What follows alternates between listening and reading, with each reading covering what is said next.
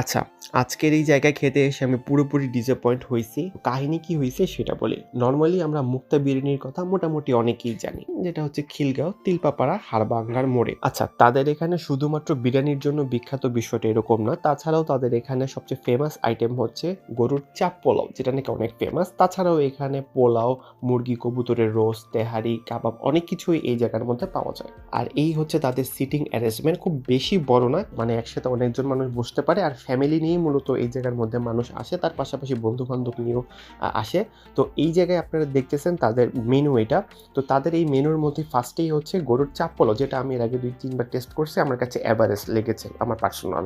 আর আজকে হচ্ছে তাদের মোরগ পোলাওটা আমি টেস্ট করব। আর আমার ফ্রেন্ড হচ্ছে কাচ্চি নিয়েছিল, যেটা ফুল। তো মোরগ পোলাওটা ছিল ৳১৭০। তো অর্ডার দেওয়ার কিছুক্ষণের মধ্যেই তারা হচ্ছে খাবারটা আমাদেরকে সার্ভ করে। তো দেখলাম যে তাদের যে পোলাওয়ের পরিমাণটা সেটা কিন্তু মোটামুটি ভালো। আর পোলাওয়ের সাথে কিন্তু তারা একটা জালি কাবাব দিয়েছিল। আর হচ্ছে এই হচ্ছে মুরগির রোস্ট যেটা, আর মুরগির রোস্টের সাথে কিন্তু দেখতেছেন ভালো পরিমাণে ঝোল দিয়েছে।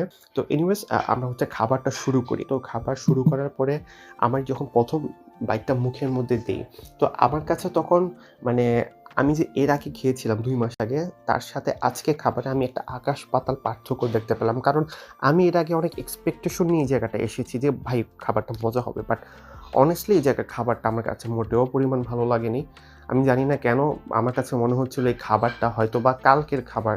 আর মুরগিটার মধ্যে কোনো টেস্ট ছিল না। প্লাস হচ্ছে কেমন যেন একটা উইয়ার্ড মানে টেস্ট পাচ্ছিলাম আমি, এবং আমার কাছে মানে ভালোই লাগেনি পুরো খাবারটা খাওয়ার পরে। জাস্ট কালকের খাবার হয়তোবা বেঁচে গেছিল, ওইখান থেকে দিছে, অথবা হচ্ছে তারা ভালোভাবে এটা মেক করতে পারেনি। সামহাউ কিছু একটা হবে। বাট আমার কাছে খাবারের কোয়ালিটি খুবই নিম্নমানের লেগেছে।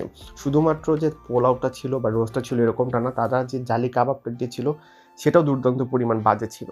আমার কাছে ভালো লাগেনি। আমি ওভারঅল যদি পার্সোনাল রেটিং দেই ১০ এর মধ্যে ৪.৫ দিব। তো এই খাবার শেষ করার পরে তাদের থেকে আমরা জর্দা নিই। তো এই পুরো জর্দাটাই হচ্ছে ৳১০০, যেটা ২ জন মোটামুটি খেতে পারবে, এবং জর্দাটার উপরে ৪ পিস মিষ্টি দেওয়া ছিল।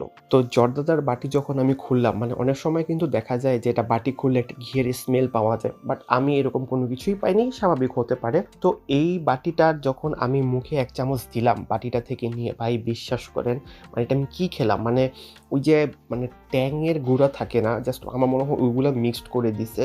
আর মনে হয় একটু চাল দিয়ে দিছে। লাইক এরকম কিছু একটা হবে। মানে প্রথমত এটা ৳১০০ ওভার প্রাইস। কিছুই নাই এটার মধ্যে। কিছু দিলে বুঝতাম, বাদাম দিতেন বা হচ্ছে মিশ্রি দিতেন, বুঝতাম ভাই ৳১০০ ঠিক আছে। মিষ্টি দিছেন ৪ পিস, একটা মিষ্টি ৳২৫ করে। ঠিক আছে ভাই, বুঝলাম।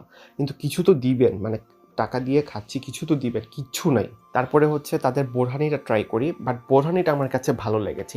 ওভারঅল যতগুলা খাবার আমি আজকে টেস্ট করেছি তার মধ্য থেকে বোরহানিটা বেস্ট ছিল। আর খুবই ঘন ছিল। ওভারঅল আমি অন্য কিছুই আপনাদেরকে সাজেস্ট করব না এখানে খাওয়ার জন্য। আর মোটামুটি তাদের ওভারঅল রেটিং আমি ১০ এর মধ্যে ৬ দিতে পারি। বোরহানিটার জন্য একটু বেশি।